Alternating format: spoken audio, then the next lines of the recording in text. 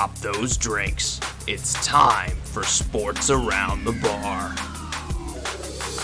Welcome into Sports Around the Bar, your weekly sports talk show. I'm your bartender, Slickback Jake, and today I am joined on center stool, as always, by Drew. Fancy shirt, Drew. Exactly. Changing things up. Making great strides here at Sports Around the Bar. We're glad you guys are back because we can't wait to talk about all this NFL news going on. Carson Wentz gets paid. The Houston Texans decide now's a great time to fire this 1 year in GM. And then we're going to talk about the Warriors and their suspension of their investor, as well as the Seahawks 2019 NFL preview. Guys, we've got a lot to talk about today. I know you're excited. We're excited too, Drew. What are you most looking forward to, man? Man, I'm ready to get to the Seahawks team and what they have for the 2019 schedule. As far as we told them last year, we did not have them as high as they probably should have been. We thought the loss of the Legion of Boom was huge, but we'll get into that one a little bit later in the show. Absolutely. First, let's talk about Carson Wentz, though, getting a new 4-year, $128 million extension to his rookie deal. They said the guaranteed money is somewhere around $107.9 million worth of guaranteed money over these next 6 years, Drew. Look, everyone's like, it's a lot of money. I've seen people trip up over the big guaranteed numbers and everything like that, but you're going to keep him anyway, right? He's 26 years old. You know he's going to be here for at least that long of a contract. You're getting a cheaper deal here because people are kind of forgetting that it's not just that $128 million number. That's for the next 6 years, not for the next 4. When you break it out, the Philadelphia Eagles actually got a pretty good deal here. They got him for about $26 million a season over the course of this contract. There are a lot of quarterbacks coming up, guys like Dak Prescott, guys like Jared Goff, who are going to be making a lot more than that, more than likely. No doubt. Not to mention they got it done early. Would you have waited and kept this contract low for another year or two and tried to spend some money and win another Super Bowl by spending on other positions? Or is this the right move to lock him up early and get him for cheaper along the course of the whole contract? Nathan, what's going on, man? Glad you could join us. Justin, I'm glad you're with us as well. Let's be honest here, guys. Yeah, Carson Wentz had some health issues, but every time he's been on the field, that guy's looked like an MVP caliber player at times, and usually majority of the time that he looks like that. And let's just say, hypothetically, he plays all 16 games, goes to playoffs, plays another 1 or 2 games in playoffs, completely healthy. Now you're looking at your 5th year. You're looking at your 5th year option. This guy's looking for a big contract. This is the best time to get him. This is the best time to save a little bit of money. Extend him now. Extend him where he hasn't yet to do that, because he doesn't have a leg to stand on, even though you all know that he is the future of quarterback for the Philadelphia Eagles, because you already made that move with letting Nick Foles walk out of there. Absolutely. So you are getting, like Jake said, a discount keeping this guy around, because if he did a 16 game, won a playoff game or 2, and then turn around and said, hey, give me a contract, this time you might be looking at $35 million a year. Exactly. I mean, course of the contract, you might have saved $10 million by locking him up now and showing a little bit of faith early and saying, yeah, we know you've struggled with injury. We know you've had problems staying on the field, especially towards the end of seasons where we need you the most. This is okay. I mean, you know at 26 years old, you have to at least gamble on him for the next 3 or 4 years. That's probably about as far as the guarantees extend. And then after that, let's say he keeps getting hurt and we have a Jimmy G scenario where he can't stay on the field. That is when you'll have the ability to cut him, my guess is, with this Eagles contract. We don't have all the specifics, but that's almost always the way these contracts work out. Justin, I didn't mean to ignore your comment, but you're right. We don't look like we're red. We've been working on our camera to make it not mess up too much. Brian, I'm glad you could join us. And David says Carson doesn't deserve it. He hasn't played a full season yet. That's exactly what I was getting at, man. What if he does play a full season? What if he does go off and win a playoff game? Then you're looking at 35, maybe even $40 million a year. These guys are asking for big contracts. If you think he is your future of the organization, which the Philadelphia Eagles really do believe that, right, this is a discount. And even more than that, everyone's already talking about, Patrick Mahomes. When he comes up here in a couple of years, he's going to be a $200 million quarterback. You think guys like Carson Wentz haven't heard that already? So if you would have waited another year and he would have said, I'm going to get through this one healthy, and then I'm going to go demand a contract, he may say, I'm not going to get $200 million, but you're going to give me $180. You're going to give me $175. I think the Eagles getting this done and getting this extension done for $128, going on top of this rookie deal, I think is a great move for them because, again, this will keep the window open because you're paying your quarterback $6, $7, $8 million less. Look at last year. The guys who were the highest paid quarterbacks in the NFL, I think the top 6 of them didn't make the playoffs because they're stealing from too much money from the rest of the roster. This move, I think, for the Eagles is short term going to weigh a little heavy on them because they're going from paying them about $8 million to paying them about $26. that's going to be a big impact on their cap in the short term. But in the long term, 3 and 4 and 5 years from now, when you need to keep this Super Bowl window open, this is going to make that easier. I like this move by them. Absolutely. Justin says, literally one leg to stand on, but he can't lie. He loves the talent that Wentz brings, and he says for sure they got a discount. Absolutely. Now the question is, what happens with Jared Goff next? Does he try to re-sign his contract cheap? They were both drafted the same year. Obviously, 1 and 2 coming off the board, very much like Winston and Mariota, except these guys seem to have worked out.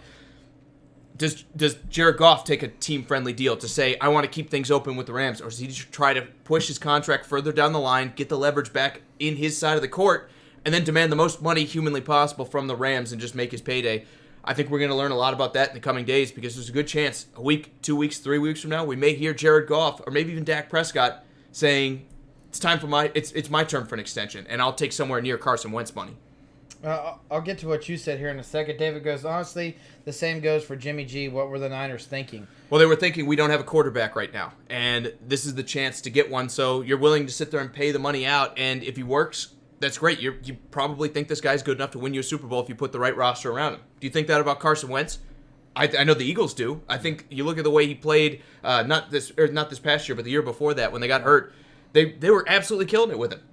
They should 100% believe that this guy, if he's healthy, can win them a Super Bowl. He was the MVP of the early on season. You're paying for the ability to win you a Super Bowl, and right now he's shown that he has that as long as he's on the field. I know it's a gamble, David. I know it's always one of those things that it's a little easy to get into hindsight and say, oh, it didn't work out because it keeps getting hurt. What if Jimmy G played all last year and the 49ers won 8, 9, 10 games? You'd be saying we just need a piece or two here. Health is one of those things that some guys go through bad spurts and they just get hurt and they have a bad 2, 3, 4 years. You have, especially at quarterback, it's so important. You have to sit there and say, what does he do on the field before you look at injury? Going back to what you're saying about Jared Goff and the extension that he's going to be asking for, the Rams are in trouble. I mean, to be honest with you, money-wise, they're in trouble because he is going to be one of those quarterbacks. They're going to be asking for a high dollar amount. And let's just be completely honest. If I was going to compare the two stat-wise, Carson Wentz has been more impressive than Jared Goff so far in his career. Yeah, Goff stayed healthy, but he has not put the numbers up Wentz has. So now you're looking at the Rams, so they have a lot of pieces around. They have one of the highest paid defensive players in the league, and now they're about to do that with the quarterback as well. If they can get a deal done, kind of like what the Eagles just did, hey, say, Goff, you're our future. We want you to stay here, but we need you to sign a deal now. This is probably one of the best deals the Rams could do. If they wait another year and maybe put them in another Super Bowl, they're going to be paying high dollar that's the other thing. For this quarterback. Goff has taken him to a Super Bowl, and that only drives the dollar number up. I'm sure his agent is licking his chops, even though they lost. They lost 13-3. It wasn't like they absolutely were, blown out of that game. They weren't totally taken out. They didn't look like they didn't belong. Yes, everyone's going to sit there and say it took a weird penalty, but the agent, when you get into that boardroom, that's not going to come up. Yeah. You're not going to talk about that. You're going to talk about, my guy, Jared Goff, got your team to the Super Bowl. You need to pay him like he's a Super Bowl quarterback. I'm with you. I think Jared Goff is probably going to wait and probably go for a max deal, but Justin's saying he thinks Goff takes what he can get and doesn't push the max because it's the team that is the reason why they're good, not because Goff. Look, I think that's your opinion. I think I agree with you too, but you got to put yourself. Should do. I think you got to put yourself in this guy's mindset. I don't think anyone in the NFL ever really thinks about it that way. No. Everyone sits there and says, "I'm the guy who got you to the Super Bowl." It's not, "I got you to the Super Bowl." My hard work, but it was the rest of the team. My hard work. Where were you before this? My hard work that I put in. I earned this money. I earned to be one of the higher paid quarterbacks in this league because I brought my team to a playoff. Because regardless of the team around him that helped him get there, he was the guy with the ball in his hand every offensive play. And finally, before we move on, Dak Prescott. Again, a later round pick than Carson Wentz and Jared Goff. He's going to be up much sooner. Do you think he pushes the envelope a lot farther than Carson Wentz, or do you think he kind of stays more towards the humble side and helps the Cowboys out? I know we've heard talks that he wants to be paid and he wants to be the highest paid quarterback in football. If you're Jerry Jones, I'm seeing this contract that Carson Wentz got, and I'm sitting there saying, we've seen better numbers out of Wentz. I know you've been healthy, Dak, but you got to take a bit of a discount if you want to stay a Cowboy. If not, we'll have to sit there and press the restart button. Steven says he wouldn't pay Dak any more than $20 an hour. He said Dak equals garbage. So we know how Steven feels about it. Just another quick. David said, good answer, man. I've been a diehard Colts fan, and we gave him a max contract. He spent almost 2 years out and came back this year like he never left. Exactly. And everyone wants to believe that their guy is Andrew Luck. And I believe Andrew Luck's probably better than them, but they want to believe that even though Wentz has had his struggles, that he's going to find a patch of health and you can win Super Bowls with him. The Colts, to their credit, like you said, they paid Andrew Luck and they didn't give up on him when he was going through all those injuries. There's a good chance they probably could have thrown him out after he missed that full year. They could have sat there and said, look, he's not our guy anymore and we got to move on. Instead, they said, we know this guy can do it. We know we're paying him a lot of money. We'll just stay patient and wait it out. And I think there's a lot of teams that are doing that. As far as Dak goes, I think Jerry Jones probably wants the highest paid quarterback in the league. You got to remember, this guy is not scared to spend money. He doesn't care what people think. He runs his organization just like he wants to. And I think that's what's going to matter. I think he wants Dak to feel like he should be the highest paid quarterback. And I think Jerry Jones is going to make him that. It's not the right move. I wish that they would pay more attention to like what Tom Brady does, but not everyone has the life Tom Brady has, where his wife makes more money than he does. And also, Tom Brady's been in the league for, 29 years at this point, so that was an exaggeration. But he's been in the league a long time, so he's made his money. He doesn't necessarily need to sit there and break records all the time. These young guys are coming off these rookie contracts where they're making $3 to $5 to $8 million a year. I know the fifth-year option's lucrative, but Dak doesn't get a fifth-year option. Dak's on that rookie contract for 4, and then it's time to get paid after that. He's probably sitting there saying, I've been playing for peanuts, or respectively peanuts. When you look at other quarterbacks in the league, it's time for me to kind of make up for that a little bit, and time for you to show me some faith. I think the Cowboys are in some trouble, but I think this Carson Wentz deal actually helps them. This will be the first time the Eagles have helped the Cowboys make anything happen in a long time. I think this actually helps them in their negotiations with Dak. Let's move on. Let's talk about Houston firing their GM. I'm scratching my head on this one, Drew. Not a lot of details out there. But just like the Jets, the Houston Texans have decided it's time to move on from their GM at a point in the season where it's a little late for the new guy to come in and do anything. You're almost stuck with a placeholder for an entire year until that GM sort of free agency starts to open next year. There's not really a big name out there I'm going to sit there and point to and say they can just bring him in and solve all their problems. Yeah, it's definitely a head-scratcher. All the talk was that him and Bill O'Brien got along really well. They worked really closely together throughout these, I guess it'd be 2 drafts now, and have worked really well with them, and they've worked together really closely. So it is a little bit of a question mark. They have actually gone out and said that this is the best for the organization at this time, even though it's not the right timing to release somebody. So at my point, where I'm thinking is, someone bumped heads with this guy. He pushed the wrong button somewhere down the line, and they're like, we're not going to stand for that, and we're releasing you. Yep. Because it doesn't make sense any other way, because if you look at their couple last drafts, I mean... Well, he's only been there 1 year, and the other thing is he's actually been there for just shy of 2 years. This is the second draft. Okay, he's not quite made it to 2 years. He's also filling in for their former GM, who actually had to step away from the position because his wife had cancer, and he's almost a placeholder himself. So does getting rid of him at this point really kill the team? I don't think so. I think there are a lot of other teams that would probably be hurt more by losing a GM at this point. But my whole point is, just like it was with the Jets, why are you doing it now after you let this man draft and go through free agency? Maybe they were disappointed with their free agent numbers. Maybe they wanted to bring in a wide receiver to help out Deshaun Watson and get better in the passing game. Maybe they want to bring in some other pieces and they just didn't connect on any of those guys. Maybe that's what this is. It's frustration over his lack of ability to land a free agent, because anything else doesn't really make sense. We knew they needed to get better offensive line. Everyone under the sun said they need to get better at offensive line. They were the worst at giving up quarterback hits. So what'd they do? They spent a bunch of picks on offensive linemen. Yeah. This isn't rocket science, right? That's what you want to see out of your GM. No, it's exactly what you want to see. You want to see him draft to fix a problem. He definitely did. Absolutely.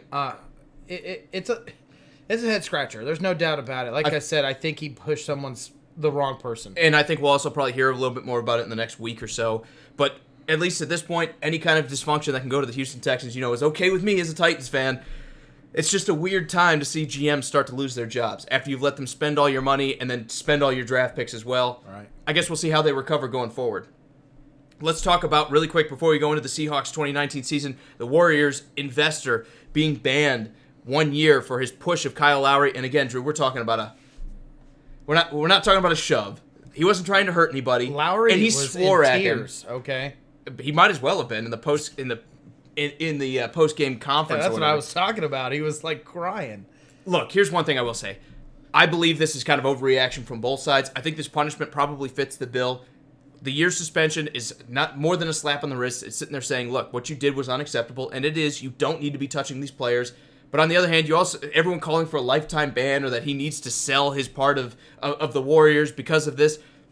Let's not take this out of context here. He lightly touched a guy on the shoulder and swore at him. Okay, he's not your favorite guy. How many other people do you think in that arena are swearing at Kyle Lowry when he power bombs into the crowd like he did? I'd be upset too. Odds are he knows the people that are sitting next to him, and Kyle Lowry just full speed, full steam, charges into him and hits him, he's probably upset. He's probably been drinking on top of it. I understand it is all I'm saying. It's not the right move. I'm not excusing what he did, but I would have dove in for it. That's a national I would have dove in too, but I would have done it.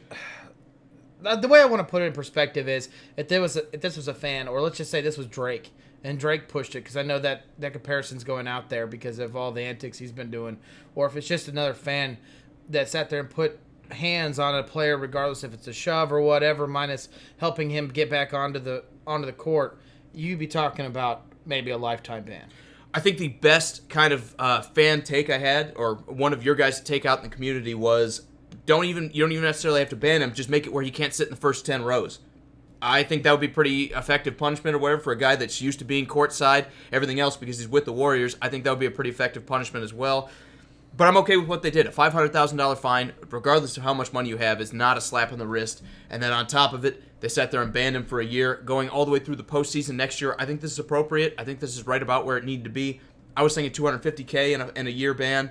So I'm actually pretty close to what Adam Silver did on this one. I think the punishment fits the crime. If he would have gone after Lowry and actually tried to knock him over or really hit him or something like that, we'd be talking about something else. But this, to me, guys, we're getting a little bent out of shape here over what was basically a touch on the shoulder.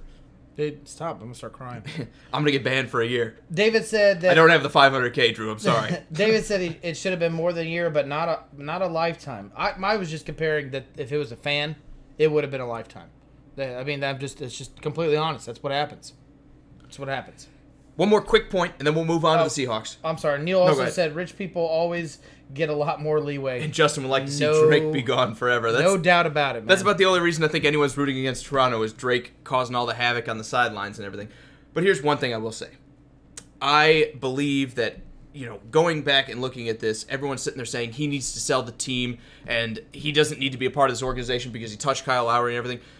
That's a bad precedent to set. You do not want someone to I know it's an association, but you do not want to ever force somebody to sell property that they own. He owns a part of the Warriors, or is an investor with the Warriors, which means he's paid his dues already. He's paid his money to make it happen. It is a bad precedent to try to lure other people in and other owners. There's not too many people on the planet that can spend the kind of money it costs to be an investor in the NBA. You do not want to alienate these people by saying, yes, if you make any kind of mistake or do something that we disagree with, we're going to sit there and make you a social pariah, fine you, and then make you sell, this asset or anything for less than you could probably get if you were selling it at any other time. Yeah, I think it's a bad move. Yeah, I know they did it with Donald Sterling. It's just a bad move. It's the nuclear option. You don't want to do it. Yeah, they called me, asked me if I wanted to buy it from them, and I said no, I'm good this time. Sheldon says, what about Drake putting his hands on the Raptors head coach?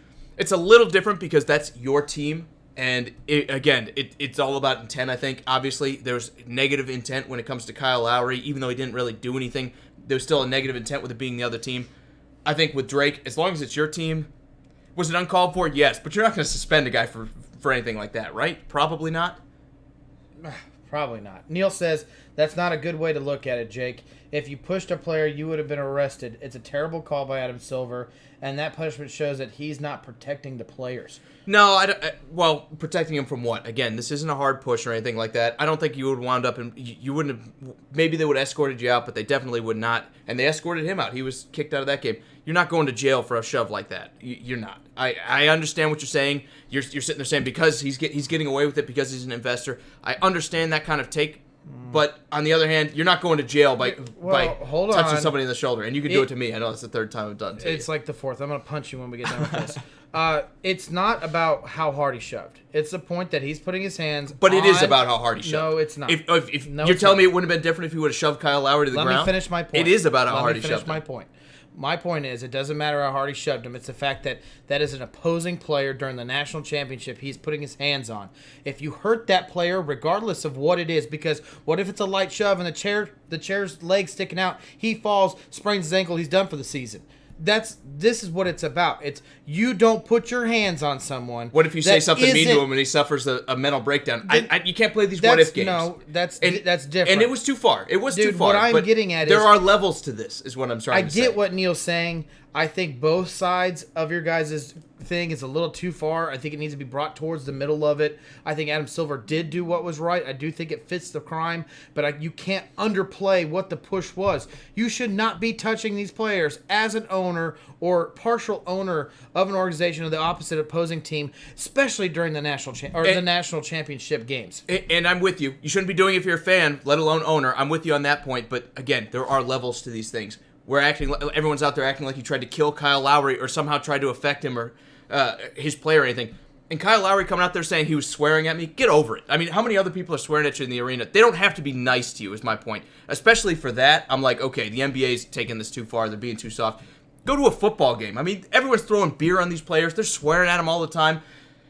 That's okay. I really am okay with that. If he's sitting there saying mean things to him, I'm not to the point where I've gotten soft enough that I'm going to sit there and say that is a bannable offense or anything like that. Forget that. That's part of being on the road. The shove was too far.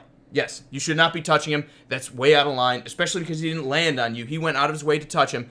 That's too far. Beyond that, Drew, like I said, there's levels to these things. If you would have knocked Kyle Lowry over or shoved him with any kind of force, I'd be talking about much more severe punishment here. There was no intent there. He wasn't trying to hurt Kyle Lowry. He just let his emotions get the best of him. You never know. I agree with you. If he was trying to hurt him, he's got to do better. Well, he has cameras on. Brian says he's lucky that Kyle Lowry was not Ron Artest. I think everyone's happy about that. Sheldon said it should, especially Adam Silver, because that's the malice of the palace is not something he wants to be dealing with. Sheldon said it shouldn't matter if it's your team or not. You shouldn't touch a player or a coaching staff regardless of what you are. He has a share of the Warriors. Of the Raptors? No, it's the Warriors. Yeah, dude, I'm literally. No, it does matter who the player is versus where you are. He is an opposing player of the team that you're going against during the championship games, man. It does matter. If that was a push on Stephen Curry and that was his player, you kind of would have questioned, like, why are you pushing him? Right. And it would have been over. It was the fact it was opposing team. That's the hugest thing about this, Sheldon, is the fact that it is a player on the opposite opposing team that he touched. And that's all I got to say about that. I agree. I think this has been talked to death. I think the punishment kind of fits the crime. I think there are a lot of people going overboard. There are a lot of people who are sitting there saying this is no big deal, that, yes, you'd still need some punishment because you went out of line and you did touch an opposing player when you didn't need to in the crowd. To me, it comes down to how much does this really affect things. You need to set the precedent that you don't need to be touching anyone, but we don't need to go overboard and sit there and act like this guy's not doing anything that half the fans in the stadium probably would have done if the guy would have plowed into the stands right next to you too. So, yeah, there's levels to all this. I think the crime fits the punishment fits the crime here, and I think we just need to move on. Everyone's going to harp on this for a few days. It's what it is, right? It's what it is. It's over now. He apologized. I think we're done here. My only thing is I don't know how Perry knows that your hair gel's from the 1920s. I know. I've been hanging on for that long. I did not know that. I thought the slick back hair has been around since like the 50s, but maybe it's been, the 20s. But I'm impressed that you have kept that same hair gel since then. Absolutely. Yeah. It's been in a crate. I've got a big crate of these things all the way from the 20s. It's like a vat down in your basement. Let's talk about the Seahawks, Drew. Obviously, we'll get to whether you want to call it main event or not, we'll get to the main event. Talk about the Seahawks and their preview of the 2019 season. Now, last year we were way off, like you kind of teased at the beginning of the show. We said this team was going to win 5 games last year. We thought losing the Legion of Boom, losing Doug Baldwin to injury early was going to set this team way, way back. They overcame. They won 10 and managed to make the playoffs here, Drew. So that's a 5-game swing. This is one of our big misses from last year. Oh, Sheldon, I'm so sorry, man. I didn't mean to read it like that. I see what you're saying. I didn't mean to act like you were wrong. I was just, debating. I misread you, man. My bad. And he meant the hairstyle. Yeah, we know what you meant, Perry. We were just joking, man. Yeah, we're just... No, Sheldon, that's on me. I'm sorry, man. And Neil, I love the comment. LeBron would have fell back actually 7 feet. Also, I love LeBron had something to say about it 15 minutes after it happened, and that was the feature. What does LeBron think about the Raptors and Warriors game? I don't know. Shouldn't you be on vacation or something, LeBron? Yeah, you would think. No, we definitely underplayed the Seahawks team, and don't get me wrong. When I look back at that 11-5 guess for the 2018 season, I wanted to shake my head and go, "What the heck was we thinking?" Because I'm a huge Russell Wilson fan. I fully believe he's one of the best quarterbacks in the league. He just doesn't play an offense that allows him to show it off.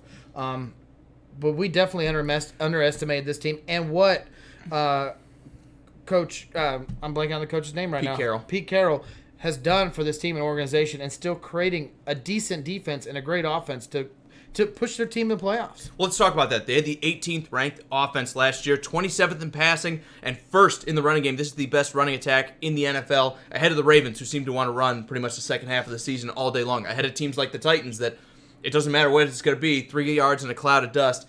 This team dominated on the ground. The offensive line was very good for the first time in a long time, and I think that's going to be a strength for them going into 2019 as well. Defensively, they were about average. They finished 16th.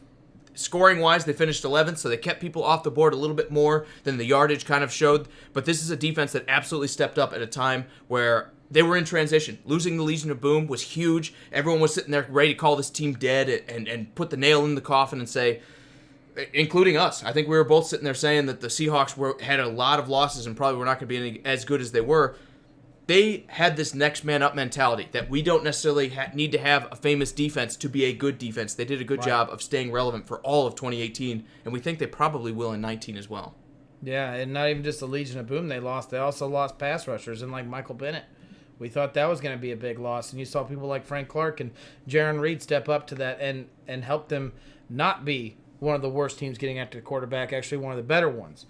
But one thing that definitely helped this team in the 2018 season was the turnovers. They had, I think it was either the first or second least amount of interceptions. Right. This team did not lose the ball a lot. What was the turnover ratio? They were the first team in turnover ratio at plus 15. Yeah. And it wasn't because they were taking the ball away. There were other teams like the Ravens and the Chiefs that were taking the ball away at a much higher margin. It's because they just they never weren't gave turning it the ball up. over. Exactly. Only 4 fumbles, 7 interceptions out of the entire team for all of 2019. They did a good job of hanging on to the ball, and they did a good job of generating turnovers, getting 14 fumbles themselves and 12 interceptions. This is the best turnover team in football, even though they probably flew under the radar with that stat. Absolutely. And not only just like the 2018 season, now in the 2019 season, they have done another huge loss through free agency, retirements, and injuries. I mean, this seems like this team can't keep any of these players around. So we kind of question, are they going to be as good as they were prior to that? Look at some of these key losses. Doug Baldwin, Mike Davis, Frank Clark, DJ Fluker, J.R. Sweezy, and Earl Thomas. Yeah, I get some of those players didn't play a majority of the season like Doug Baldwin and Earl Thomas, but to lose some of these players like this is locker room presence. Someone that knows this team around. All these players are now gone. Do you see anything that they added through free agency that helps with this loss? They were very quiet in free agency, only bringing in Mike Iupati from the Cardinals. That is the biggest name I think you want to call it, but they lost J.R. Sweezy at left guard as well. So if anything, they got older at the position. They got a guy who's much more injury prone at the position, and I think the Seahawks, again, on paper, this is a step back. This is why I was sitting there saying I think the Seahawks take a step back, but you were kind of fighting the other direction. We said that last year, and they managed to power through. They're going to need to have that same next man up mentality if the Seahawks are going to dominate in 2019 like they did in 2018 and make the playoffs. Yeah, and another loss to retirement is Sebastian Janikowski. I know it's not huge, but it is when you need kickers. Kicker is one of those positions that when you have one, it's not an important position, and then when you don't, it's the most important position on the field. Austin, I'm sorry that my research made me wrong. He said Fluker is still on the team. Thanks for fact checking me, man. I thought I saw it as a loss. Why don't we talk about a couple of these losses though before we move on? Earl Thomas. Even though he didn't play many games, having a guy like that for sure off your roster, I think hurts. Losing a leader and losing him in the kind of manner that they did, where he's flipping off the team and everything like that as they're carrying him off in a cart after he broke a bone in his body. Not a good look. Not a good way for the Legion of Boom to lose its last member, I think. The Seahawks, I know it's a turning of the page and the defense has stayed effective, but it's always tough, especially as a young guy, when you watch a guy who's been a leader and a guy who's been leading the charge for this team leave the team and be so disgruntled. You kind of start asking questions like, okay, am I going to be like that? Are they going to treat me like him when I get to the end of my season? That's not a good look.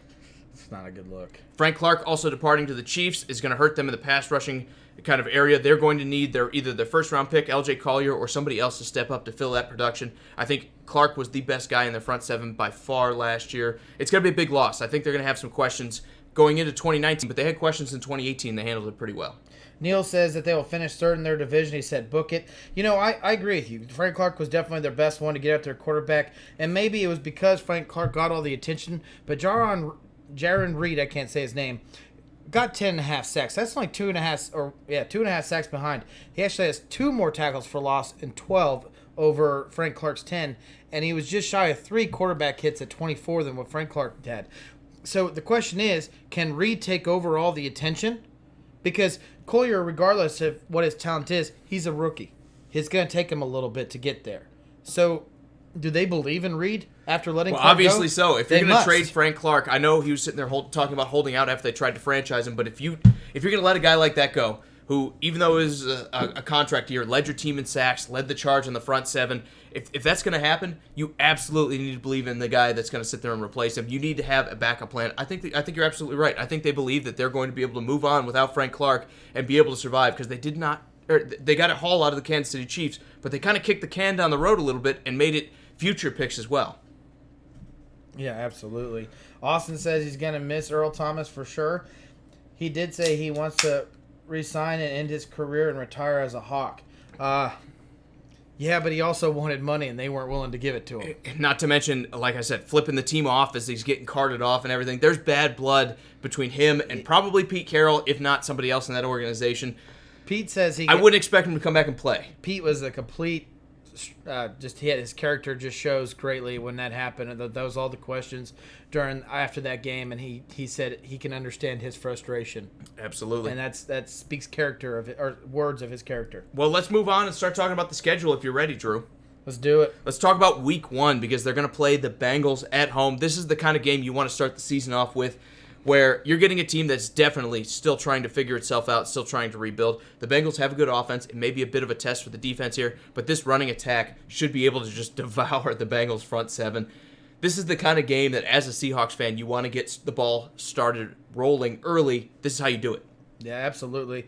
This is a game I'd like to see them get DK Metcalf. They're, I believe it was still in the second round, draft pick going. This guy's going to be taking huge place after losing Doug Baldwin to just releasing him mostly because of injury. To have someone come in like this, really sought after he did a great combine. Everyone was talking way up to him, and they fell in this draft. Now I think DK Metcalf has a lot to prove. And not only does he get a chance to prove it, but he gets a chance to prove it with one of the best quarterbacks in the NFL in front of a defense that's not very good at stopping anyone in the Bengals. Right. And I think Week 1 might be a great game for him to flourish. Now, Austin and Brian both have this as a win for the Seahawks, guys. We're also taking your votes for each and every one of these games. We're going to take your picks for 2019 for the Seattle Seahawks, compared to how we do, and we're going to talk about that for the season going forward. It's going to be interesting to see whether you guys can pick better than we can. We're excited to see how the community feels that everyone is going to, or each one of these games is going to shake out. Right now, we've got you guys having a win for the Seahawks going up against the Bengals Week 1, but I just want to know, are you going to have the same opinion when they go on the road and play the Steelers in Week 2? Because I look at this, Drew, this will be the first real test. I think the Bengals, you're going to win that game, you're going to win it comfortably, and then you're going to go to Heinz Field out there in Pittsburgh, and you're going to have to go battle with a team that's also going to need wins if they're going to win their division. These are two teams that are likely to finish second. I think both of them need this game and will be hungry teams going into 2019. This might be one of those knockdown, drag-out fights that it's going to be close, but maybe not both. One of these teams doesn't leave healthy. This should be one of the best games in this early 2019 season that isn't division rivals playing against each other. This is going to be a game that I will definitely be paying attention to and watching. You're absolutely right. This is two teams that more than likely will not finish first in their division, and it's trying to. And games like this are ones they have to win because division games are hard.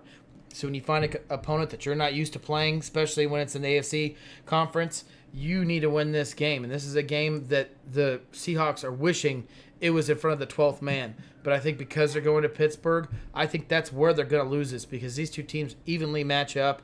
And unfortunately, being in Pittsburgh, I think the Steelers get a win here. I also think the Steelers surprised a few people here this year. I think they're going to be better on offense with Big Ben. I think everyone's ready to sit there and write the offense off because they lost such talented guys. The fact of the matter here is, though, this has happened to Big Ben before. He's lost guys like Mike Wallace, and when he left the Steelers, everyone was saying this is a top receiver. He's lost other guys like Nate Washington that everyone's sitting there saying are great players. When these guys left, they still didn't miss a beat. I think part of that is because Roethlisberger's as good as he is. I think we're going to see more of a conversion there. Even last year, we saw James Conner start to ascend into that starting running back role. I think the Steelers are going to be still an offense to contend with. And we're still talking about subtractions from this defense, man. It's going to be early in the season. I think the Seahawks come up short here. Right now, Brian's saying that's a loss, and Austin says the Hawks win on a close one. So we have a tie, guys. Anyone else out watching, go ahead and give us what you think could happen in this Steelers and Seahawks matchup in Pittsburgh. Let us know what you think. Going to win or lose? Right, week 3, they have the Saints at home. This is a tough one, man. This is a tough team to sit there and say anyone is going to beat. The New Orleans Saints should be able to match up really well. And if you look at the way things went last year, when they were in the early part of the season and Drew Brees was still fresh, they were a dominant team in the NFL. You're going to have Alvin Kamara, who's probably still healthy at this point and still not worn out from getting too many carries. I think this is going to be another game that the Seahawks struggle in because the team that they're playing against is still the cream of the crop, and I think the Seahawks are going to take a bit of a step back. Yeah, you nailed it. Cream of the crop. I mean, this Saints team is one of those teams that we talk about that probably should have been in the last 2 Super Bowls. We're talking about a team that seemed to never take a hiccup in offensively with Drew Brees running at the helm of it. It seems like every time this Saints team gets a chance to face one of these better teams like the Seahawks, you see the best out of the Saints team, even regardless if it's in Seattle. Unfortunately, I think these losses at this point in time will take a toll, and I think the Saints can win this game. Now, Chris says it's the Saints' year. The one thing I will say, Chris, is it's been the Saints' years for multiple years now. The question is, are they finally going to have what it takes to finish? I know you can sit there and argue that they've been cheated twice in a row, both with Stephon Diggs pulling one of the best jukes in NFL history, and also the refs having one of the worst calls in NFL history. Maybe this is the year for the Saints, but again, finishing is part of the game as well, and I think the Saints have come up short in the playoffs multiple times. I can't wait to see what they look like. They're still one of our favorite picks in the NFC. I just don't know that I'm ready to crown them just yet. They have to show that they can finish in those big moments as well and overcome when things don't go your way. Absolutely. Not so much the Vikings. That was just bad luck. You can't do anything when there's no time left. All right, week 4, they go to Arizona to face the Cardinals. Look at Kyler Murray and what he can do in that offense against a defense like the Seahawks. Do you see a possible win for the Cardinals here? I do. On the road, I think the Cardinals, if they're going to have a chance to beat the Seahawks here, I think they're going to match up pretty well here. I think the Seahawks are going to be kind of not necessarily slowed down by these first early losses, but I think it might be a little demoralizing. This is going to come in and be a must-win game for a team that's 1-2, and I don't think they're going to drop to the Cardinals, but I think the Cardinals will give them a run for their money. Yeah. It probably stays close to the end, but the way they run the ball, I think, is too much for a team like Arizona that's going to struggle against the run. I really do believe we're going to see the Seahawks win a close one, and maybe they get a scare and they're going to sit there and avoid that 1-3 start by an edge and eke them out at the last minute. Maybe it's the last 2 minutes and they run the ball into the end zone and play a little bit of defense and go home. I think this is going to be a close game, though. Yeah, I think it's going to be a close game as well. I mean, one thing that we didn't really harp on during the losses of this offseason was the loss of Mike Davis. And I get he only had a really few good games that sat there and showed something, but one thing that the running backs in the Seahawks organization seem to do is not stay healthy. So I know Chris Carson's out there. He's going to be running the ball. He's your lead back. Do you think he's healthy at this point? Does the loss of someone like Mike Davis hurt you because you're trying to run the ball consistently? Well, they've done a lot of rotating at running back in Seattle. I think they're going to be okay there. Sean wants to know, Drew, and he's only asking you because why do you need to talk to me? You're not Does important. Josh Allen need to do better? I know we're getting off track here, but... Yeah, man. There's no doubt about it. He needs to do better. He needs to get away from using his legs, but I don't think that's all on him. I think because of the weapons that are around him last year, he had to use his legs to create offense. Now they went out in free agency and added a lot of help. So he needs to start using that arm strength and work on his accuracy, which is one of the hardest things to do and to learn and to teach someone to do is accuracy throwing the ball. So when you ask me, does he need to do better? Yes, he cannot rely on running the ball as a quarterback. And that's a fair point, Drew, but my point would be, yes, he needs to do better, but so do the Bills by putting weapons around him to give him the tools to succeed. They have not done a good job of that here recently. I think this year they've done a step in the right direction, but they need more. They got to do better than John Brown and Cole Beasley. This is not a one-year fix in Buffalo. I think on the offensive side of the ball, you can't put too much of the blame on Josh Allen, but some of it also needs to be there with the accuracy and everything. I'm with you, man. He needs to do better, but so does the rest of the team. Oh, it does. Let's go back here really quick. Austin has the Hawks beating the Cardinals. I think I'm with there. Yeah. I think this should be a pretty easy win. I'm sorry, not an easy win, but this should be a win that they need to take care of. It should be an easy win, but I don't think we should sleep on this Cardinals team. I know we already went through them. I think we left them at 3-13 as a show. that doesn't mean we think this Cardinal team can't improve a little bit better. And they seem... I think we had 5. We said 5 Cardinals. The fans did 3-13 for the Cardinals. Okay, I'm sorry. I couldn't remember too many numbers at this point. It's math. But you know what, though? The Cardinals show up against some of these better teams. They want to play well against these better teams and playoff teams. Even though I think the Seahawks will win this game, and I think they should win it soundly, don't be surprised if the Cardinals give them and run for their money. The Bears were a great example last year. The Cardinals played them really tough all the way down to the wire. I think this is going to be too much for them, though. I think the Seahawks should be able to get this. Week 5, let's talk about the Rams at home, man. How do you see this going down? This is going to be a tough game. There's no doubt about it. This is a game to get first of your division, to make sure you make it in to the playoffs. And I know week 5, you're like scratching your head. What? More than 3/4 of the season still is yet to be played. You have to win these games, and you for sure have to win them at home. This is a game that they have highlighted on their calendars. This is a game that they want to go out and show the world that they're one of the best teams in this division and in the NFC. They have to win this game, and that's the reason why the Seahawks winning. Except for the Patriots, I don't think there's a team in the NFL that played the Rams better last year than the Seahawks did. I mean, both of those games came down to the wire. They challenged them all the way through the rest of the season. I think when you look at things, the Rams and the Seahawks, there's enough bad blood to keep this, regardless of the talent gap, I think there's enough bad blood between these two teams to keep these games close. At home, in front of the 12th man, I'm also going to take Seattle by a very small margin. I think the Rams probably lose one early, and this might be their first loss. Week 5 could be the first time the Rams lose. Yeah, Sean, you're absolutely right. Ed Oliver coming in, taking over Kyle Williams as he retires is going to be a great addition to the Buffalo Bills defense, and there's no doubt that should improve them. But, man, that defense is still pretty stout. So you're talking about a rookie going in and replacing a veteran.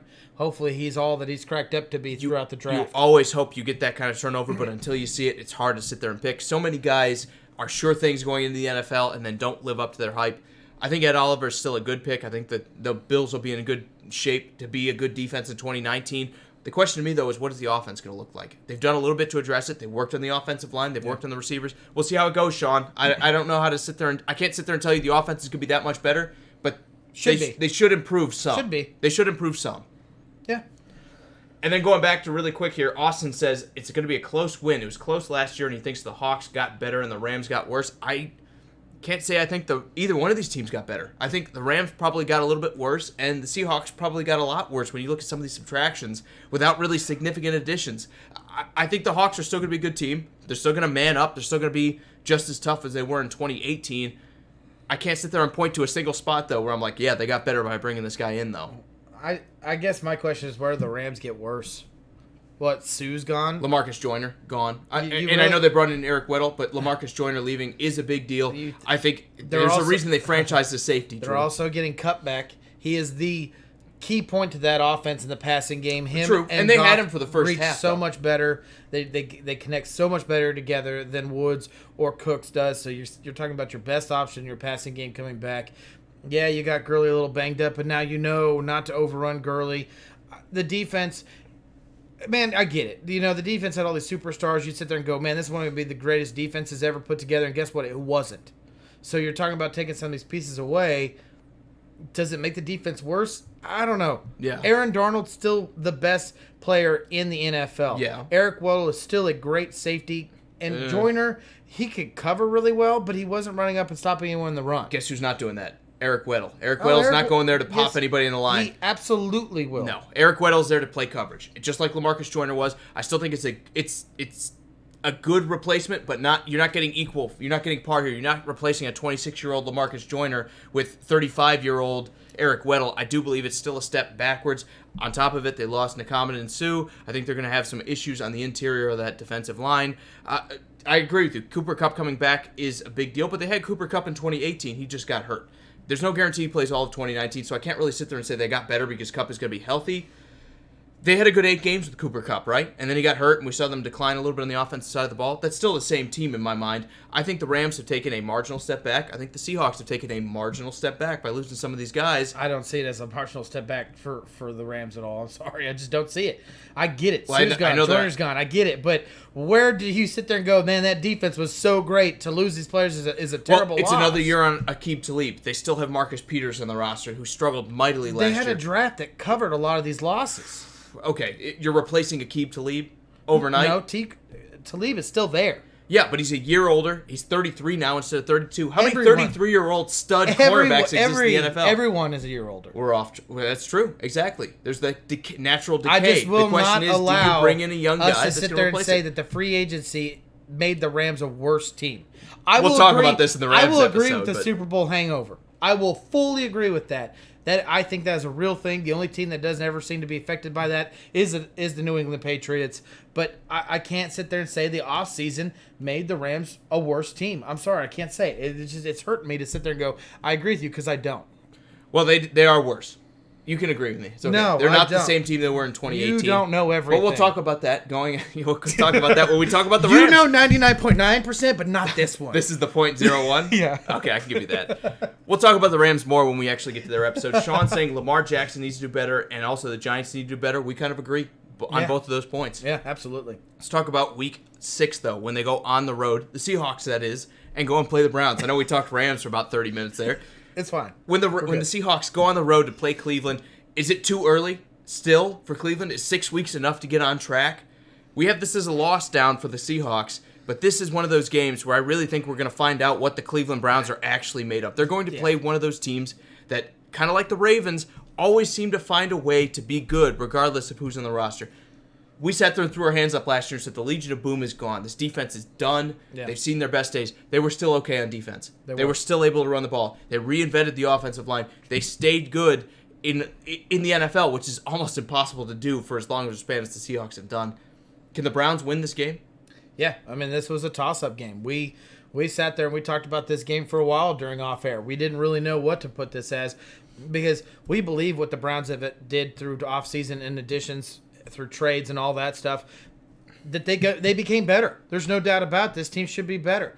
But then you sit there and look at a team like the Seahawks, where they have one of the best quarterbacks in the league in Russell Wilson, where he makes average players look better than what they really are. And you'll love this. Tyler Lockett, who is one of my favorite players, is one of those guys that really is an average player, but because he plays with such a great talent above him, he looks so much better. Take a deep breath. That's what I've always said. Tyler Lockett, average player, plays with a great quarterback, looks better. And that your argument has always been that I'm wrong. One of the best receivers of all time, Tyler Lockett. There you go. Okay, thank you. I'm just glad you're back on message. I'm kind of with Brian here. I think this is a loss. I think Cleveland by now, if this is going to be a run, if this is going to be a team that's actually going to make a playoff push, this is the kind of game they need to win. They need to match up against teams that are going to be that first round worth of playoffs, or second round maybe if they get a playoff win. In the Seahawks, you can't lose to the team like the Seahawks and expect to make the playoffs. You have to at least match up with them. This is going to be a very good test of where the Cleveland Browns are at Week 6. I know everyone's sitting there saying this is a Super Bowl team. They brought in all this talent. Here's where you prove it. Week 6, right? Well, that's what I was getting at, is Russell Wilson will take over this game, regardless if it's a shootout or if it's a close game. You put the ball in your best player's hands, and he's going to make magic happen. And even though all this Browns talk up is coming up, the Seahawks know that. And they want to prove everyone wrong. Well, let's go to Austin's point here. He said the Seahawks lose this one close because it's a road game. Do you think it goes a little different if they're playing in Seattle? Would this be a win? In your book, anyway? I wanted to give it a win. I know you did. But we said Cleveland's going to be a good team, right? Yeah. Odell Beckham's out there. You're going to have to find someone to find it. You've Absolutely. lost guys like Justin Coleman that are supposed to be covering guys like Odell Beckham. Who is the next superstar? Until we see it, I have to call Cleveland the favorite, right? Maybe Kareem Hunt's even back by now. No, that's not until Week 9. Oh, that's right. They gave him the 8-game suspension. Look, I think if you look at this, I think Cleveland's still, on paper, with Nick Chubb, with Duke Johnson, if he sticks around for all of 2019, they have the running backs who are going to be able to make an impact here. They have the wide receivers who are going to make an impact. I look at the Seahawks. Are they going to be able to keep up with an offensive explosion like the Browns should be able to put on them? probably not by an edge. If this is in Seattle, I'd say it's a closer game. I think Cleveland by 6 is probably a fair point here. Then if it was at home, I'd say Cleveland by 3. I think the Browns, by week 6, probably have enough figured out to beat a team like the Seahawks. Yeah, just to end my point, what I was getting at is as much as Russell Wilson should dominate any team like this, and you got to it before I did, and Austin got to it before I did, it's not in front of the 12th man. It's in front of the Cleveland fans that are super excited about almost this as team. rabid. Let's face it. Yeah, they're super excited about this team. I'm telling you, going into Cleveland is going to be one of the toughest places to play this year. This is a team that shows up when they're going to go put 2 wins on the board or go 0-16. They show up every week. It doesn't matter. Now imagine what that's going to sound like up there, up by the lake in Cleveland, with a team that's looking like it's going to make the playoffs or at least have a run for it. This is going to be one of the more difficult stadiums to play in 2019. It's going to be a struggle for the Seahawks. I think this is probably a loss. I'm with Austin. I think the road game plays a factor here. But on paper, man, I think I give it to Cleveland regardless of where it's at. You're crazy. Crazy. You're the Baker Mayfield guy, and I'm giving it to him in Seattle. I know, but I'm a bigger Russell Wilson fan than Baker Mayfield. Let's talk about the Ravens week 7, Drew. Tough defenses matching up with each other. Teams that are very much built the same way. The only difference to me, quarterback. You got Lamar Jackson, who, even though he can do things with his legs, is not going to sit there and dominate a team the same way Russell Wilson can when they need him to. I think the Seahawks are definitely the favorite in week 7 against Baltimore. Yeah, two coaches that coach their teams very evenly, where they have a very strong defensive game plan that seems to, no matter, regardless of the losses, seem to be able to do okay with throughout it. I think this actually comes down to who lost more in the offseason. And I know I don't want to harp on that stuff, but the Ravens, man, they took a huge hit through their free agency and offseason through their defense. It's a mess. Yeah, you got Earl Thomas back there. Yeah, you got him trying to prove that the Seahawks should have paid him. And he's probably going to get an interception or two, but I don't think it matters because he can't create enough offense and points on the board to beat a team like the Seahawks, who have no problem putting points on the board. And Austin and Brian both have this as a win. Guys, we appreciate the votes. If you want to have your voice heard, feel free. Go ahead and vote on whether you think the Seahawks are going to win this game or not. We always appreciate you guys, Brian. Right now, this is Austin and Brian's opinion versus ours. We appreciate that. We do. We really do. Just let you guys know you can throw an L or W. You don't have to sit there and write out the team. You can make it very simple. We'll understand what you're trying to get at. Exactly. Just don't put a Q on the board because I'm not sure where that goes. Oh, I know. T is for tie. I know that. I got that. But everything else, it's up in the air. Let's talk about the Falcons, week 8. On the road, this is a team that we think is going to rebound a little bit in 2019. Do you see the Seahawks beating a team like Atlanta all the way down there at Mercedes-Benz Arena in Atlanta? This is a long trip, Drew. I do. It's about it almost statistically as far as you can get. Maybe in Florida is farther, but I do. You have to travel cross country. We're doesn't talking matter. about 3,500 miles here. I know. This is a team that the Falcons will lose. This is a team that can beat the Falcons. You can create enough offense through the ground and not allow Matt Ryan and that high-flying passing offense to get on the field. This is what the Seahawks want to do. This is the reason why they built their offense around the way that they do. This is what Pete Carroll wants to do, is to create teams like the Rams and the 49ers that are trying to create these high-throwing passing offenses. This is what they're built to beat. And I think even though they're going away and going to Atlanta super far, like you said, the Seahawks thrive on this. This is an NFC rival, another team that should they could meet in the playoffs. They're going to win this game, and they're going to win it soundly, in my opinion.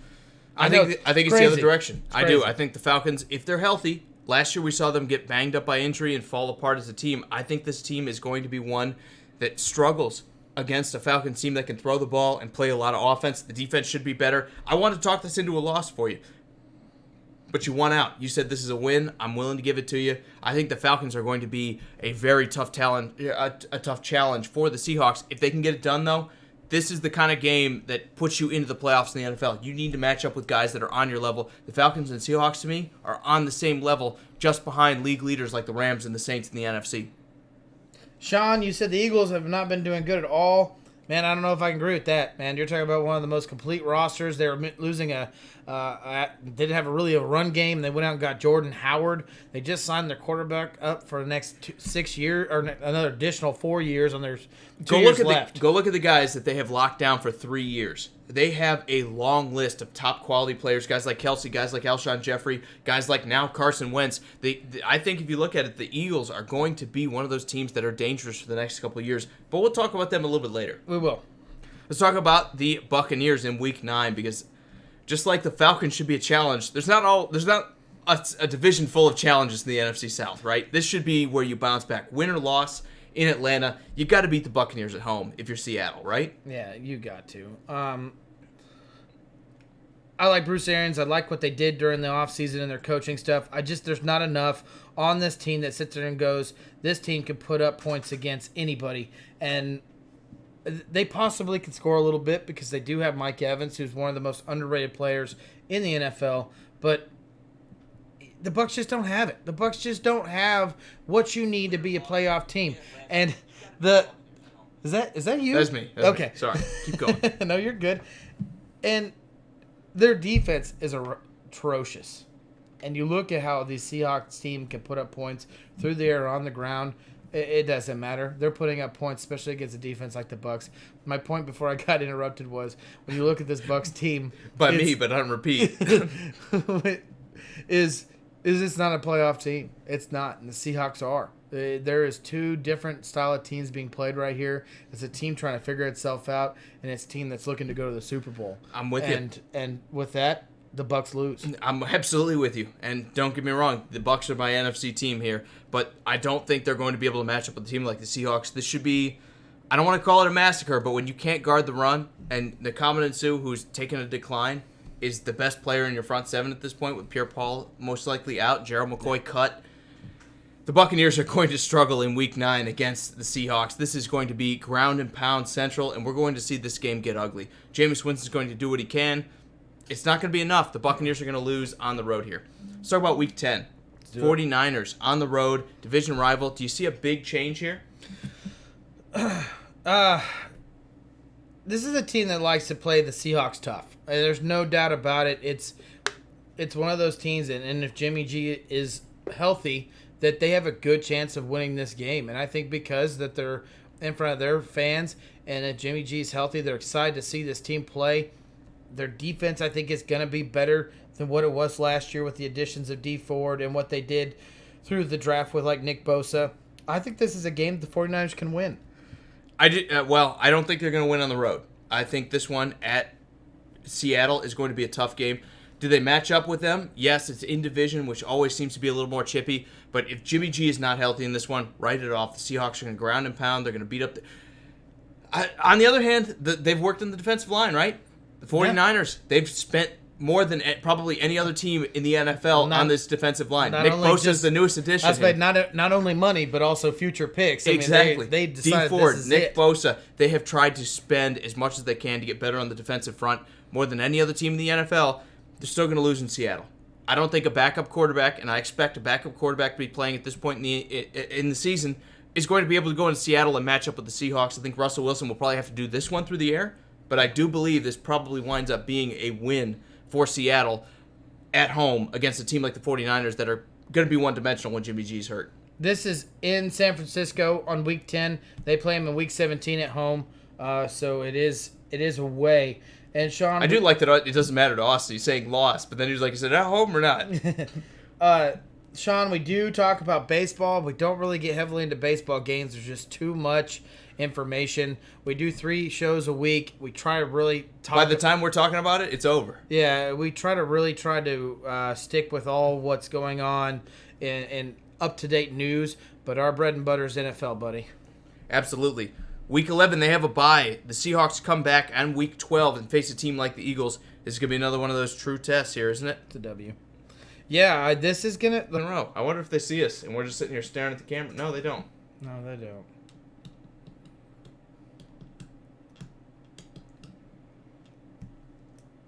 So OBS is telling me we don't have any connection. Oh, we're back now. It's telling me. I think we might be back on live.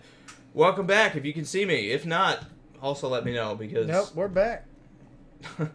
I think we had an internet hiccup for like the second week in a row. High five. Yeah. We're pros at this. Internet. Thank you, Comcast. Yay. All right, back what we were talking about. The Vikings, Week 13, So, Drew. OBS is telling me we don't Is this have any going to be a connection. winnable Oh, we're game back now. in Week 13? It's telling me. I think Thank we you. might be And thank back you on guys live. for coming back. We have Yeah. 4 Welcome people back. here still. Thank you so We're not much, even guys. sure what happened. I Also, have let me no know idea because- what happened. We're back. All right. Week 13, I Vikings think come we into had an internet Seattle. hiccup for like the This should second be a week in winnable row. game. High five. Yeah. We're For the pros at this. Seahawks. Thank you, Comcast. And Yay. All right, Look at back the what we were struggles talking about. that, The Vikings, Cousins Week had 13, trying Drew. to get around this offense. Is this going to He be a has one of the winnable best game in Week 13? receiving duos. Thank you. And thank you guys for coming back. We have 4 Welcome people here back. still. Thank you. We're not even sure what happened. Dalvin Also, Cook let me know can get what up happened. his We're back. role. All That's right. scary as Week well. 13, Vikings I come think into we had an Seattle. internet trying to for beat like them. the This should be a second week in winnable row. game. High It's a five. team that- Yeah, We for the pros at Seahawks. this. Thank you, Internet. Comcast. Yay. All right, Look at back the what we were struggles talking that about. did for a little The while. Vikings, Cousins Week had 13, trying to Drew. get around this Is offense. Is this going to be a He has one winnable of the game playoff in game. Week 13? Receiving Because you're duos. going Thank into you. Seattle. Thank you guys for coming back. We have 4 people here still. We're not even sure what happened. Dalvin Cook can get up his Kirk role. Cousins All can have right. his Scary best as game Week well. 13, Vikings Because come into they Seattle. wind up beating a team like This the should be a Seahawks. winnable game. High five. Yeah, Come for pros the the way the Seahawks. defense comes Internet. out. Players put it Yay. up. All right, Look at back the what we were struggles talking that about. I've got The this little while. Vikings Cousins for had 13 trying to get around this offense. Is this going to be a winnable game in short Week 13? Both teams are going to the playoffs. And thank you guys for coming back. We have 4 people here still. We're not even sure what happened. On the road at the Rams. They've got them once already. Week At home 13, group Vikings play. come into Seattle. They wind up beating a team like the This is Rams. a The Rams have winnable 5 game. Yeah, Come for pros the the way the Seahawks. defense comes out. Players put it up. All right, back what we were talking about. I've got this little while. Vikings for Cousins the had 13 trying to get around this offense. Is this going to be a winnable game in short Week 13? Both teams are going to the playoffs. And thank you guys for coming back. We have 4 people here still. We're not even sure what happened. On the road. Stadium. They went to the Super Bowl last year. Fans are excited about this team, and with Cooper Kupp, if he's still going, and then you got Cooks and Woods, this is a tandem that's really tough to beat. Thank you for the heads up, guys. I should have the audio fixed. I have to mute the Facebook video or you hear what I'm saying twice. I know what I say is just so beautiful you want to hear it again. We should have that fixed. Let me know in the comments if it's not for you. As for this other game here, we had a bit of an internet hiccup. We're back now. I want to talk about the Rams because this game, to me, is one of those kind of make it and break it kind of games. Even though you kind of talked me into the Seahawks having a good year here, they're going to have to match up like they did in 2018 if they want to make the playoffs with the team that's as good as the Rams. If they get blown out twice, even if they make it, let's say they squeak in, but the Rams kind of knock them around, going into the playoffs on the road in LA for a team that's already kind of rocked you, I don't think the Seahawks get very far into the playoffs here. This is going to be one of those points where they just need to sit there and step up to the plate. They got to beat the Rams, right? You have to beat the leader in the division, or at least hang with them. And Brian's agreeing with you. He says this is a win for the Seahawks against the Rams in LA. He's saying that they're going to win this game, man. I don't think that this team is taking a step back just because of the loss of Joyner and Sue. I think this team at this point in time will still find itself as a whole and still be able to put up great games against teams that are formidable like the Seahawks. And thank you for letting me know, Zach. I'm glad we're back on track here. Let's talk about Week 15. I agree. The Rams are a tough matchup. Does it get easier on the road against a team like Carolina? It does, because we don't know what Cam Newton is. This is one of those teams where we'll probably not give him a whole lot of wins, and then unfortunately, or not unfortunately, but favorably, they'll get Cam Newton back and he'll start winning some games for him. But we don't believe that, regardless how much we like Will Grier and what he can do, that he's going to be the difference maker of this team. Yes, they have Christian McCaffrey. Yes, they have a defense, but it's aging a little bit. Yes, they got Luke Kuechly, but how healthy can he be? He no longer has Stephen Davis next to him, a staple point in that defense for a long time. This team has taken too many hits from injuries and losses that, even though they have a lot of highlights like Christian McCaffrey, I just don't know if this team could do it without Cam Newton. And the defensive front will be better. Gerald McCoy now in Carolina, I think, will be certainly an upgrade over what they've had. They're going to get better on the defensive front. Do I see them just totally shutting a team like the Seahawks out? This is going to be a tough matchup for the Seahawks, but one you have to win if you're going to make the playoffs. Russell Wilson will be the difference here. You're not going to be able to ground and pound on this squad. Luke Kuechly, other guys in this defense as well, will stop the running game to the point, or limit it to the point where you need to throw a little bit. The good thing is for the Seahawks, they have Russell Wilson who can air the ball out. This will be another one of those 250 to 300 yard games where Wilson does not make a mistake and they get a win. Let's talk about Week 16 against the Cardinals. Austin, are you saying that's a loss against the Panthers? We just want to make sure we get this right. You're saying a loss, and then Brian's saying a win. Brian's definitely going for the Panthers. I think that L came in beforehand. Brian says win against the Panthers, so I'm going to count that. And we'll talk about the Cardinals next. Again, just like week 4 when they faced them, the Cardinals are outmatched on paper. This one is in Seattle, so they should be on the road here. The Cardinals are going to struggle here. This is probably the point in the year where you don't have a lot to play for. You probably got 4, 5, 6 wins at best, and you're going to call that a win. Yeah. I don't think Cardinals fans can really go into it and say we're going to beat Seattle on the road at a point in the time where it doesn't matter to our team, right? This team has got pride. There's no doubt about it. They're going to come in and play these guys hard, but the Cardinals just don't match up with the Seahawks. It's another one of those scenarios where they're not a playoff team, and the Seahawks are. There is a huge difference of the two. So I have to give it to the Cardinals. As my daughter... Someone figured out how to use the doorknob. My daughter has let me know. Yes, baby. Why don't we talk about this game? Because I think the Cardinals are going to absolutely struggle in it. Yes, they have David Johnson and other running backs that are going to be able to try to step up and appear in this game, but this is not going to be one of those games that the Cardinals can do enough with this offensive line that has struggled so much and been addressed so little in the offseason that they're going to be able to match up with a team like the Seahawks. We're going to see the Seahawks run the ball a lot. We're going to see them be able to do enough to get this win at home and kind of propel them towards the playoffs. This is the kind of game you want, right? Even though it's in division, you want to play guys like the Cardinals and the 49ers in the last 2 weeks of the year where when you need that extra 1 or 2 win to get into the wild card, you can get that. I think both of these guys are going to struggle, or both of these games are the kind of games you want to see as the Seahawks. You're going to see them struggle a little bit on the road to play in Seattle. Everything okay? Problem solved. Crisis averted? 2-year-old found out how to open up a doorknob. Now, Austin's saying the Cardinals lose. Brian has them as a win as well. And Devin says he'll be at the Rams and Hawks game October 3rd. It's going to be a good one, man. I think when you look at the Seahawks team, this is going to be one of the better matchups for them, I think. Absolutely. Let's go into Week 17, where the 49ers find themselves in Seattle. Absolutely. Well, you got a little bit of company here. All right. Come here, baby. You can come on the show. Come on. Talking about the 49ers here really quick here. This is another team that in division is going to struggle a little bit against a team like Seattle that's had their number. Probably by now Jimmy G is either hurt or not doing well enough to sit there and play all out on the road in Seattle. The 49ers are going to be done by this point. They're not going to the playoffs, I don't think. Even healthy Jimmy G, they're probably a 7 or 8 win team. Absolutely. The Seahawks are going to be playing for something. I think it's going to come down to need. The Seahawks are going to need to win this game. No doubt about it. The Seahawks are going to be literally trying to be the best seed that they can get at this point in time for the playoffs. If it's the number one, if it's the spot in division to be the number one, or is it a wild card? Does it really matter? I don't think it does. This team is going to be a team like the 49ers who are not playing for a seed in the playoffs. And guys, this is my daughter Ayla. She had to be on the show, I guess. Absolutely. All right, guys, we appreciate all your input here. I know a lot of you guys are sitting there saying that the Seahawks are going to be one of the more interesting teams. I still think they take a step back, but we're going to go a little bit more with Drew's perspective and say they still win 10 games. We have them going 10-6 this season, and you guys have only 4 losses for the Seahawks. This, to you guys, is going to be one of the better years. Sorry, 5 losses, 11-5. Yeah, you tell them what you think. 11-5 for a team that's only subtracted. We're going off the rails here a little bit. We are. I think this is the year they step back, but 10-6 for the show. I fully believe in Russell Wilson. I like him too, but I also like his receivers up to this point. Now, a little bit more of a roll of the dice. I can't wait to see if they're just as good as they were before. No doubt. All right, guys, I think that's going to do it for our show. Drew's got some special thanks here. Obviously, we had some stuff go wrong. It's one of our more interesting episodes between the internet and then also guests. We can't wait to see you guys on Monday.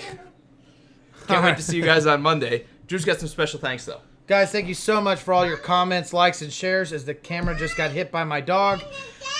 I hope we're still in the view, but guys, real quick, thank you all for joining us this evening. Nathan, Justin, Brian, David, Steven, Neil, Sheldon, Perry, Chris, Sean, Zach, Devin, and my beautiful wife, Cherie. Guys, thank you so much for joining us. And Ayla. Don't forget Ayla. And Ayla. Thank you so much for being part of this show.